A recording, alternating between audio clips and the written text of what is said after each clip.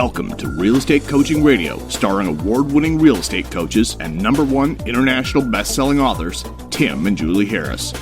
Real Estate Coaching Radio is the nation's #1 daily radio show for realtors who demand authentic, real-time coaching. Get ready for fluff-free, unfiltered, full-strength honesty about what's truly working to get you into action, helping others, and making money now in today's real estate market. Now to our hosts, Tim and Julie Harris. 3, 2, 1, and we are live. Okay, guys, it is April the 8th, and I'm mentioning the date because in 2 days, those of you who are 1099 employees, which is the bulk of you, who are in other words receiving your real estate commissions and whatnot as a 1099 versus being a W-2 employee of your own said corporation, will be able to apply for the PPP. Now, there are 4 distinct programs that all of you, most of you, will be getting money from. And from unemployment insurance to the SBA's PPP to the, what am I forgetting, Julie? Forbearances. Forbearances. And the stimulus check. And the stimulus check. All right, no, there was another one. We forgot one. Anyway, here's the thing. Julie and I You're having money thrown at you, just say yes, please, and thank you. Yes, please, yes, please, yes, please. Yeah. That's the answer. So we've been talking about this topic endlessly, and because it's the most relevant possible thing we could think of as a way to help you guys. This is essentially the government's lifeline to all of you. And so we're not going to drill down too much on that, but I'm going to remind all of you, if you're listening to us for the first time, go back and listen to all of our previous podcasts. Julie and I have been talking about this coronavirus topic since the beginning of last month. We were then essentially saying to everyone that would listen that we think this is going to be a big issue for the economy, and the whole thing was going to cause a housing collapse, and everything that we've said is playing out. And we're going to talk a little bit about that today.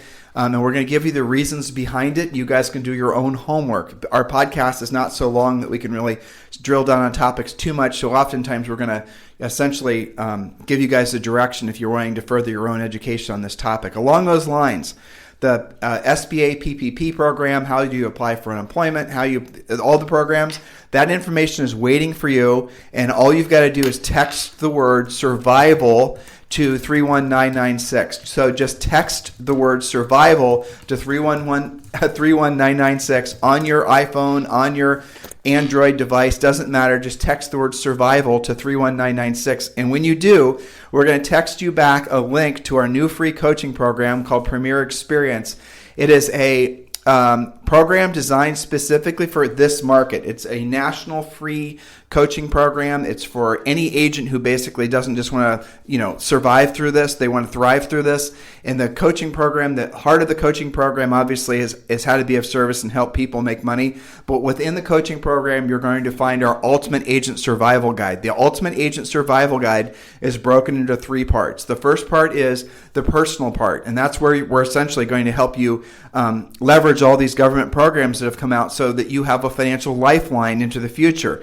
We're going to tell you exactly how to apply for the programs, and there's so much misinformation out there. Frankly, it's not even the agent's fault that there's so much misinformation. There's been so much confusion because these programs came out so fast that there was misinformation all over the internet. What Julie and I have been doing to get information is we've just been going directly to the government agencies' news releases, and we've been reading exactly what they've been saying. So, for example, if 2 weeks ago you'd gone to the SBA and you'd applied for a loan, you probably applied for the Coronavirus Disaster Relief Bill or Disaster Relief Fund or whatever it was called. Well, you applied to the wrong one. You're probably not going to get that one.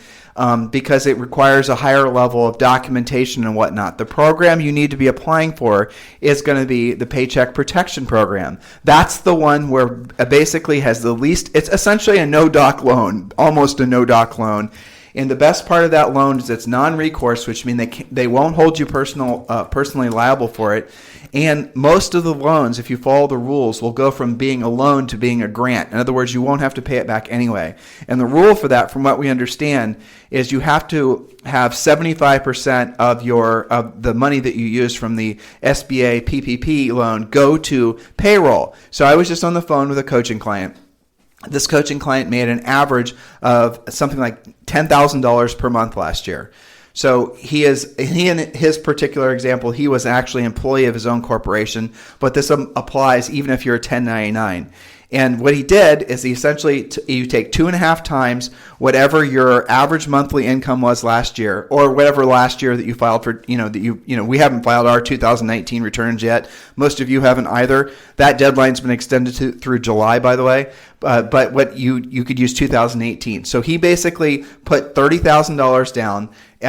He put, average of, it was basically 2.5 times your average of 3 months, which will amount to, you guys can do the math. So his actual relief, the amount of money he's going to get from the PPP SBA program is probably going to be between $50,000 and $60,000 that will not have to be repaid, assuming he uses 75% of it towards his own payroll, because he's the only employee of his corporation. You guys get it?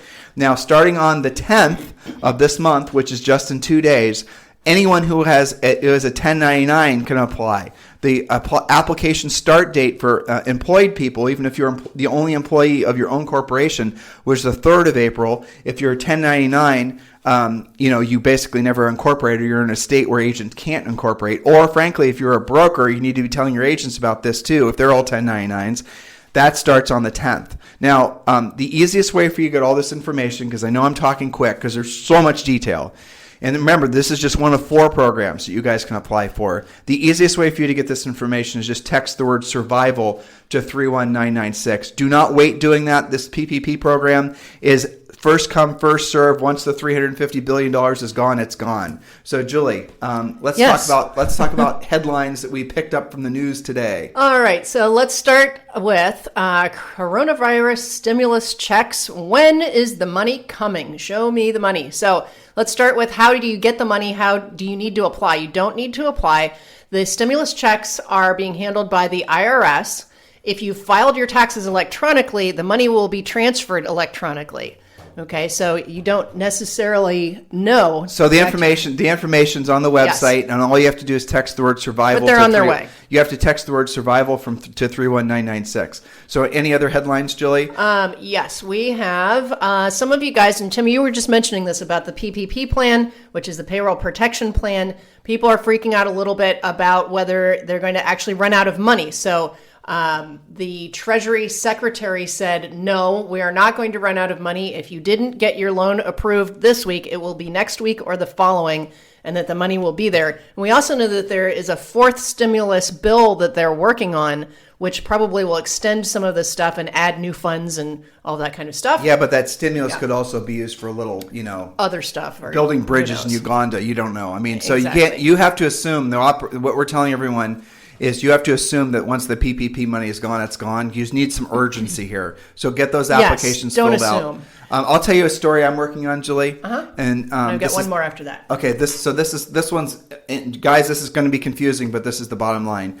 So part of the initial $6.3 trillion of the stimulus package, whatever you want to call it, right? I mean, call it really what it is. It's basically quantitative easing, but we're not going to call it that. So part of this program was supposed to go to the loan servicers, the mortgage servicers, so that they then could basically have cash flowing while people weren't making their mortgage payments. Well, evidently, the 2.2 trillion and along with the other 4 trillion that got essentially it's created by the Fed, because that's the only way to say it. It certainly wasn't printed. Created by the Fed. There was not a carve out for the servicers to cover their lost costs during the time of forbearances. Now, again, we're hearing that supposedly there's something underway to make that so that it's no longer an issue, and they're asking for $100 billion, the servicers are. And I think personally that's what's going to happen, and then you're going to see a streamlined process where everyone's going to get the same exact forbearance. It's going to be for 12 months. The principal and interest is going to be put on the back of the loan. But there were examples of people that are having differing experiences depending on their lender. Here's the reason that this really matters. Obviously, it matters from you from a personal cash flow perspective. But remember, I'm about to tell you this. Virtually everyone we've talked to has been able to get a 90-day forbearance, or sometimes 120-day forbearance, with no proof of hardship, no nothing, and the interest and the principal was tacked on the back of the loan. That is different than what a lot of you guys think it is. It's not on the back of the forbearance. So some of you guys think the back of the loan means that you're going to have to pay it back in 3 or 4 months as a balloon payment. In other words, one payment. That's not the case. In most cases, like very few cases have I not heard that the missed payments are they're being tacked on the back of the loan. And there's no credit hit. There's no real downside to you doing this. You don't have to provide any documentation or anything like this. We're not going to talk about on today's podcast about the unemployment stuff coming out too. That's something you guys really need to be focused on as well. And every single one of you will qualify for unemployment, whether you're 1099 or whether you're W-2. And it looks like the minimum amount of weekly unemployment that most of you will qualify is about $640, all the way up to close to $1,000 per week. And if there's two self-employed people or two W-2 people that are working for their own corporations in a household, they each will get unemployment. And I was reading the parameters for unemployment this morning. One of them, for example, was it doesn't have to mean a total loss of income. It could mean a partial loss of income. And they don't define what partial loss means. So, for example, if you're they said if you're a working parent and you're having to stay home and provide childcare for your kids because, the kids that aren't going to school, you can apply for unemployment. Which is, pretty much everybody. Yeah, which is pretty much everybody. So you guys get the point? Yeah. This is a pretty much everybody program, just like the other ones. So pay attention, text the word survival to 31996. But going back to the mortgage forbearance thing I was telling you about, they have already probably taken too long to stop the unintended consequences of this forbearance issue.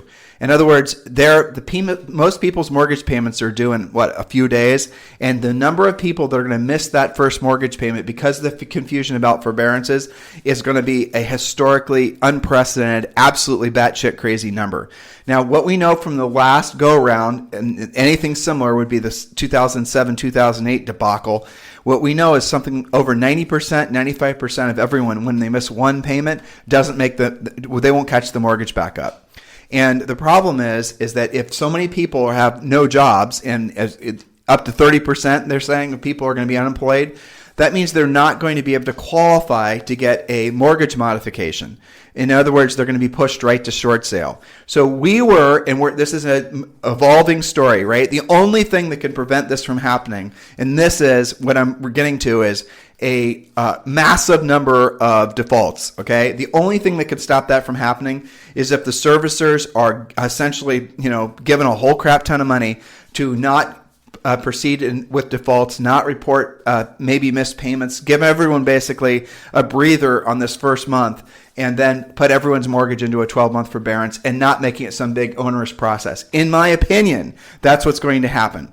But if it doesn't, we're going to be the first to tell you, because what that means, if it doesn't, the number of defaults in the country is going to be ridiculous. Like, Julie, what was the article that I sent you yesterday? The Mortgage Bankers Association said they're expecting the number of defaults to be greater in this month than all of the recession. And all of the recession. Yeah. And all of 2000. Well, right. And there's kind of a backstory that's developing that I see from our elite coaching clients. I'm seeing it bubble up with our premier coaching clients. That's kind of interesting. We still don't know whether that's going to be like an all-out 12-month forbearance. And the longer they take to get there, people are already in the next 2 or 3 days, to your point, people are already missing payments. The entire world does not know about these forbearance programs. Right. And some of them are saying, well, why bother? Because I know I'm not going to have a job. I'm probably on the path to short sale or foreclosure, or deed in lieu is another option. Okay, so here's the interesting message that's bubbling up. This is a unique opportunity in time while many of those people still have equity. These are the listings that are going to be coming up immediately, assuming you guys are talking to the right people, to protect the remaining equity before it hits the fan. Because even with the special programs, the entire world is not even going to apply for forbearance. There's going to be people that have to sell their house. Drill down on what Julie said, because they still have equity because there hasn't been a precipitous drop in prices yet. And there will be a precipitous drop in most markets and prices. So what Julie's point is you all should be on the phones right now, talking to expireds, talking with the notice of defaults. We teach you guys how to go after all these different sources of business in our coaching program. And if you want to learn more about our coaching program, here's a new word to use. Just text the word education to 31996. Text the word education to 31996. Do that right away, and we'll tell you how you can start getting access to the leads of the people that are notice of defaults, the people that are expiring, all those different sources of business. But what we're telling you right now is what everyone else is going to be telling you about in 60 to 90 days. You need to listen to what we're telling you because it appears that this is going to be the next big tsunami, if you want to call it that, that's going to hit the economy. And so far, it looks like it's being mishandled. This shouldn't have happened in the first place. We shouldn't have had to even bring this up. This should have been something that was rolled into that initial stimulus program, but it doesn't seem like it was. So if the foreclosure train actually starts loading, if it starts actually leaving the station or any word that it's going to leave the station, we are going to be all over it. And we're going to tell you guys about it immediately. And what we're telling you now for sure is you need to get started doing BPOs. Because BPOs are an instant way for you to make cash now. We talked about that on one of our previous podcasts. If you want to learn more about how to make money now doing BPOs, just text the word BPO to 31996. Text the word BPO to 31996, and we'll text you back information how you can start making money now doing BPOs. There's urgency to everything we're telling you because all of these things are limited in scope. For example, if it's 90 days from now and you're saying, I want to start making $5,000, $6,000, $10,000 a month from doing BPOs, I'm finally going to be motivated to do it. It's probably going to be too late for you because the BPO companies aren't going to need agents in your market because all the other agents they're frankly quicker to get on take advantage of doing BPOs than you were because you procrastinated. The PPP money and some of these other programs we're telling you about, they're limited by design and scope. In other words, once the money is gone. So everything we're telling you guys, because of the nature of this, is urgent. Not because we're trying to create urgency and do any of these fancy marketing things. We're just telling you the facts, and it's up to you to do something with the information. So, Julie, let's get back to... So, it's because we have your back, not because we're into the drama, believe me. Okay, so yesterday we started talking about what will change post-pandemic.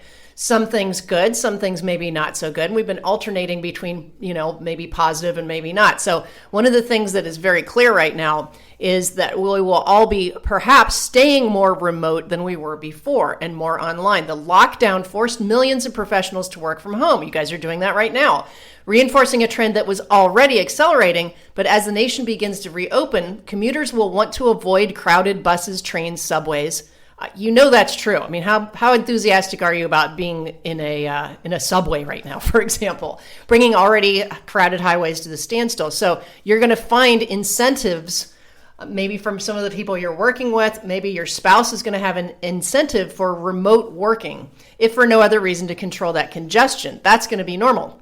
Well, and building on that, and we talked about this a little bit the other day when we were talking about these points, big organized events, like it could even be church, guys, unfortunately, but, seminars and all these types of things that have become a mainstay of a lot of, small businesses as a lead generator. Certainly in our industry, seminars and whatnot have been a mainstay. You put a bunch of realtors in a room and, try to sell them tickets to your event. Well, there's an excellent reason to believe, and we've never done that, by the way. There's an excellent reason to believe that those things are all going to basically go away because what's going to happen is, and this is very important, listen to what I'm saying, it's not, so agents A will be gun shy about going because of fear of the coronavirus. There's that. That's not the real problem, though.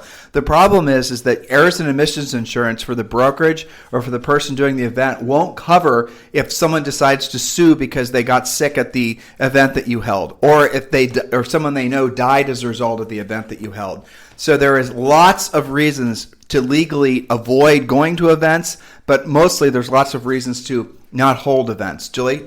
Yeah, you're going to hear the word liability a lot. So There's that. Okay, and I've got to get ready for Premier Coaching. But before I do, I'm going to leave my final point on something very fun.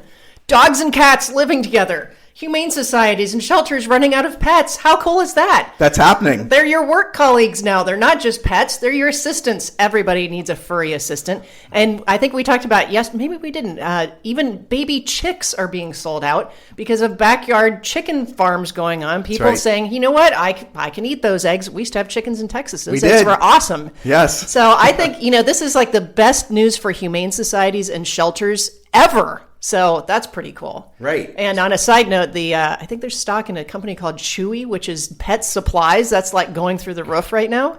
So kind of some fun news. And I've got to get ready for Premier here in a second. So Premier Coaching students, make sure you attend the daily semi-private coaching call with Julie.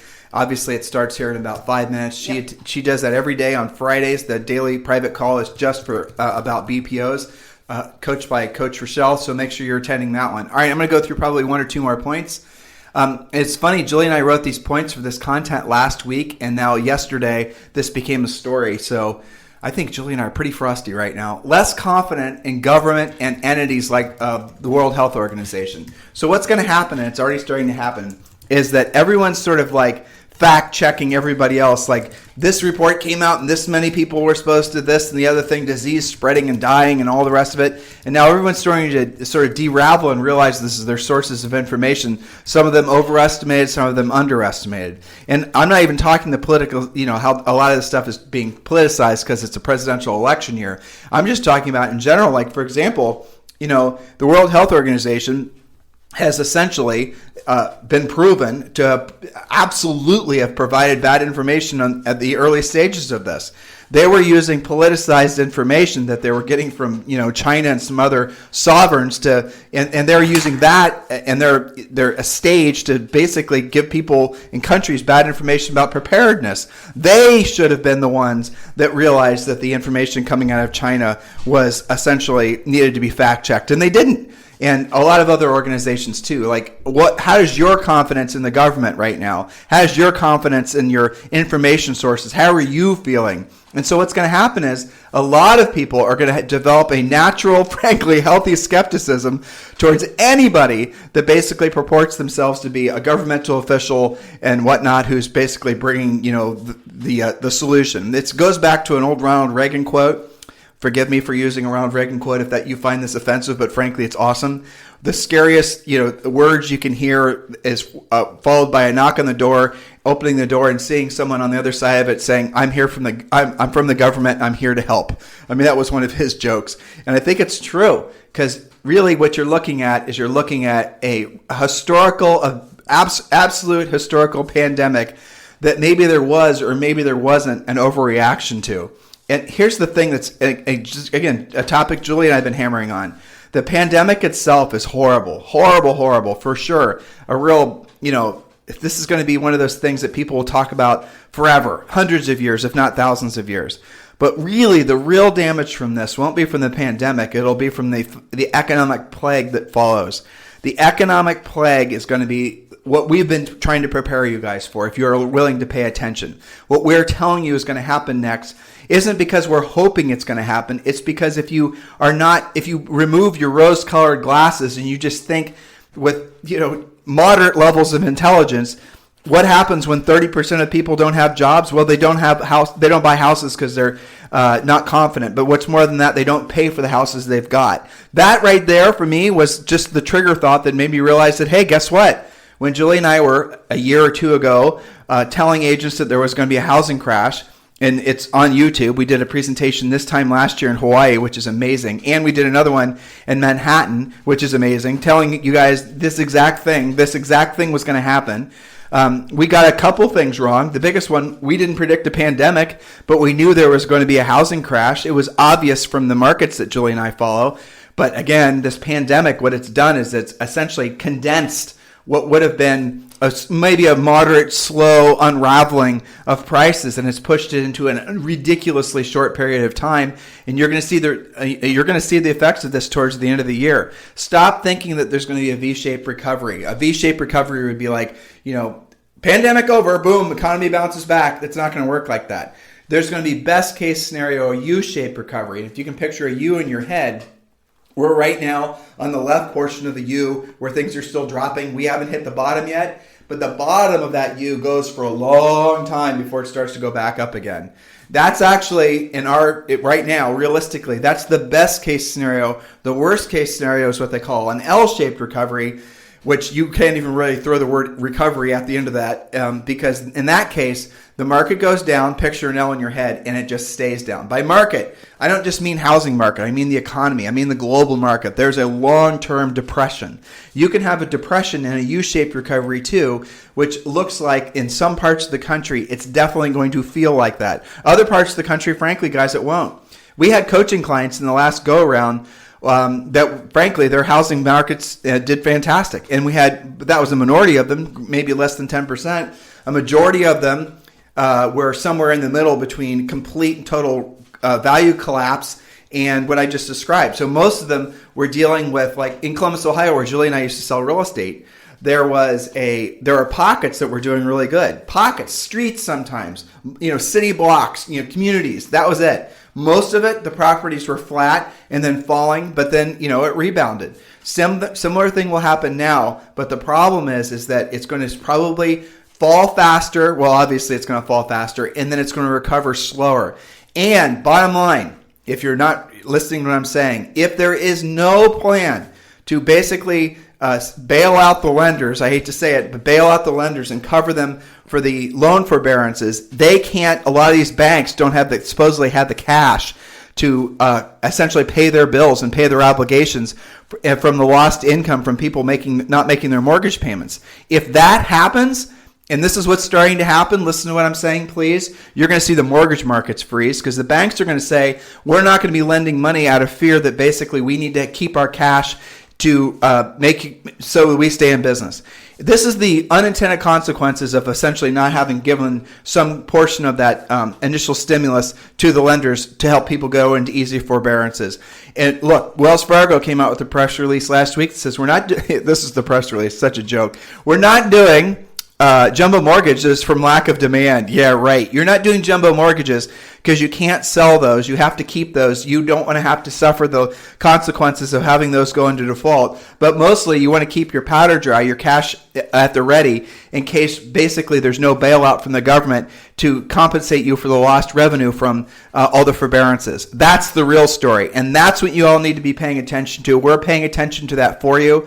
Now, guys, I just gave you what probably is going to happen that I hope and pray it doesn't happen. But if it does, things are going to, in the real estate markets, things are going to crash, correct, whatever word you want to use, faster than anyone could have ever experienced or will ever experience, hopefully again in our lifetimes, for all the reasons that we've just stated. The only thing at this point, there's several things, but the easiest thing to have happen would be the government basically giving the servicers some kind of, guarantee on the lost revenue. And if that were to happen and forbearances are able to be put in place easily without a bunch of bureaucracy and BS, then you're going to see these dire predictions. They might still happen, but they're going to happen in the future. They're not going to happen in the next 60 to 90 days. Pay attention, stay close.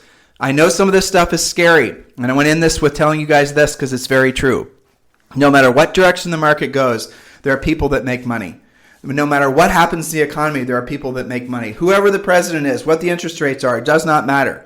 So there's the amount of money that's floating around out there in literal sense is more than it's ever been before, ever. Literally the amount of, you call it cash, but it's not really cash, but the amount of cash that's floating around out there is greater than it's ever been. That money is flowing to people. If it's not flowing to you, you need to put yourself in a position where it can flow to you. You just need to learn the new things this market requires. So there's not a lack of money. There's a lack of your skill to basically earn the right to attract that money to you. You guys get it? That's all it is. It's just a new market, new skills, and you can do it. Trust me, you can do it. You can make it through this. The market, housing needs you.